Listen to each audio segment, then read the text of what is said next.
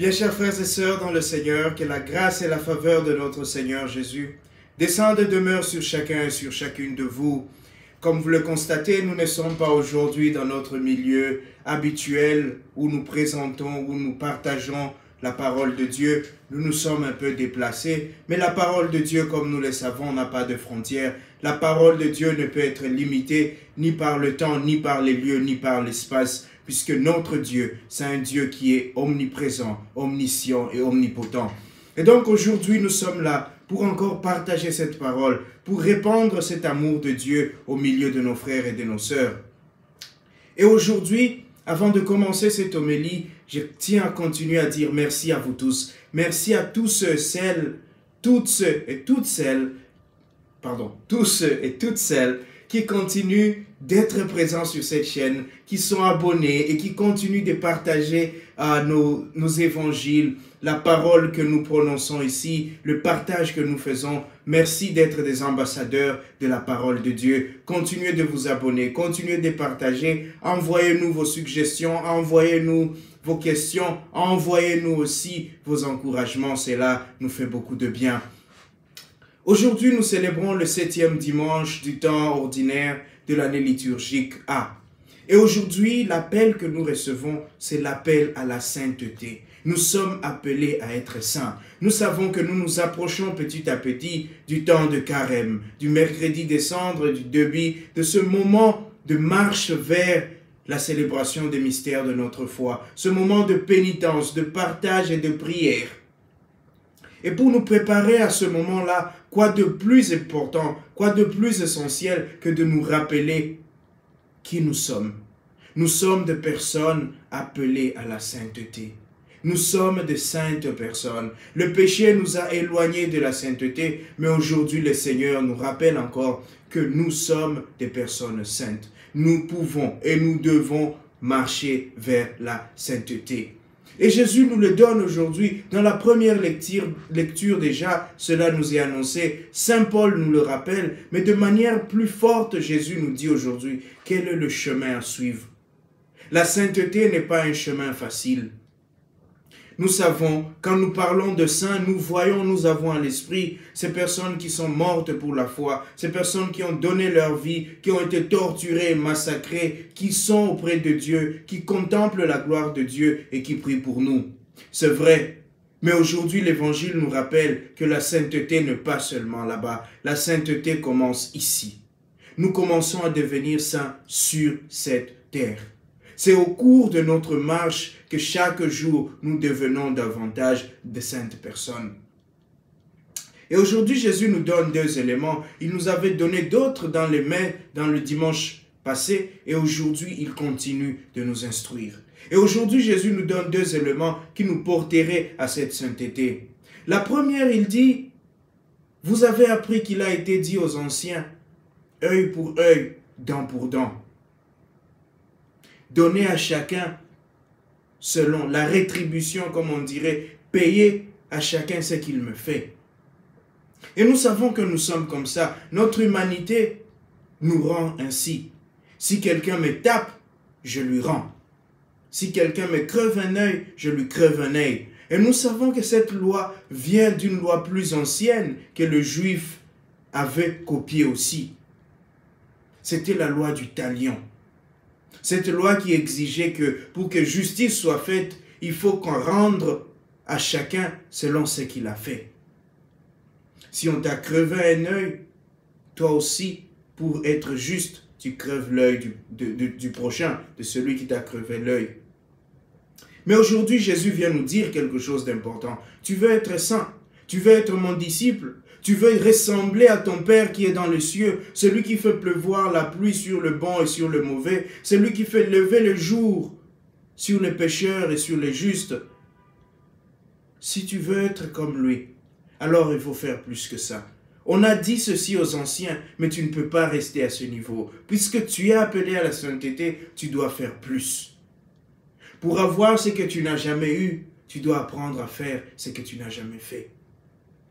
Tu as été baptisé, tu as reçu les sacrements, tu es en train de suivre le Christ, alors tu dois faire ce que le Christ lui-même a fait. œil pour œil, dent pour dent. Jésus ne dit non, ce n'est pas cela. Ce n'est pas seulement cela.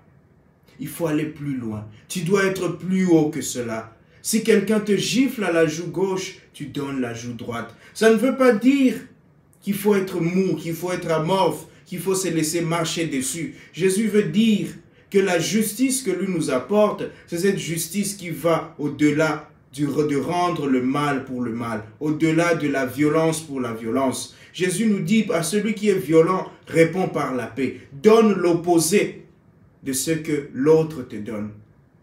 Le mal donne le bien. La colère donne la joie. La haine donne l'amour. Voilà comment tu vas au-delà. Voilà comment tu deviens saint. Voilà comment tu te rapproches davantage de Dieu. C'est lui qui te fait du mal. Et nous savons, quand nous souffrons, quand nous nous sentons mal, quand nous nous sentons vraiment humiliés, nous voulons que les personnes qui nous fassent cela payent. Et c'est pourquoi la justice existe. La justice a été créée par la justice humaine, je veux dire, a été créée pour essayer de faire cela. Mais elle n'est pas toujours juste, puisqu'elle est humaine, puisqu'elle est portée par nos ressentiments, puisqu'elle est portée par nos accointances, puisqu'elle est portée par nos ressentiments. La justice divine, elle est portée par l'amour, elle est portée par le bien, elle est portée par l'attention qu'on a pour le plus faible. Donc celui qui me gifle, je le regarde, et c'est ce que Jésus fera. Il lui dira, pourquoi tu me gifles? C'est cela. Tendre l'autre joue, c'est être capable de dire, explique-moi, est-ce que tu taperais sur cette autre joue? Pourquoi tu veux taper ici? Qu'est-ce que je te fais? Voilà. Et aujourd'hui, il y en a qui passent par ces souffrances-là. Il y en a qui sont torturés. Et il y en a qui sont manipulés aussi. Des chrétiens manipulés au nom de tendre la joue, de tendre l'autre joue. Beaucoup de chrétiens ont été manipulés. Et on leur a dit que Jésus a dit, si on te gifle à la joue droite, tu tends la joue gauche. Et les gens se sont laissés marcher dessus. Mes frères, mes sœurs, ce n'est pas cela que Jésus nous enseigne. Jésus ne nous appelle pas à être amorphes. Jésus ne nous appelle pas à être passifs. Jésus nous appelle à être justes. Jésus nous appelle à aller au-delà. Les gens qui te font souffrir, tu réponds à leur oppression par l'amour. Et l'amour, c'est être plus fort que ton oppresseur. C'est lui opposer le langage de l'amour à son langage d'oppression. Un mari dans le foyer qui est violent, qui est brutal, qui est négligent. Toi-même, tu ne deviens pas brutal. Toi-même, tu ne deviens pas négligente. Toi, tu vas au-delà de cela. Une communauté dans laquelle tu te sens rejeté, une communauté dans laquelle tu ne te sens pas considéré, toi aussi, tu ne fais pas la même chose. Sinon, comme dirait Jésus, qu'est-ce que tu fais de spécial? Tu réagis comme ton oppresseur. Et quand tu entres dans la logique de ton oppresseur, alors tu deviens aussi un oppresseur. Voilà ce que Jésus nous rappelle aujourd'hui. Le deuxième commandement, Jésus nous dit, vous avez appris qu'il a été dit aux anciens, tu aimeras ton prochain et tu haïras ton ennemi. Et Jésus nous dit, aimez ceux qui vous font du mal. Priez pour ceux qui vous persécutent. C'est très fort. C'est très fort et c'est très dur. Parce qu'on se dit comment aimer quelqu'un qui m'a fait du mal.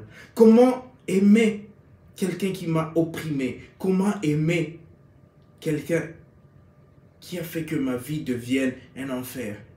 Qui a fait que ma vie devienne ce qu'elle est aujourd'hui. Comment, Seigneur, je peux aimer celui-là?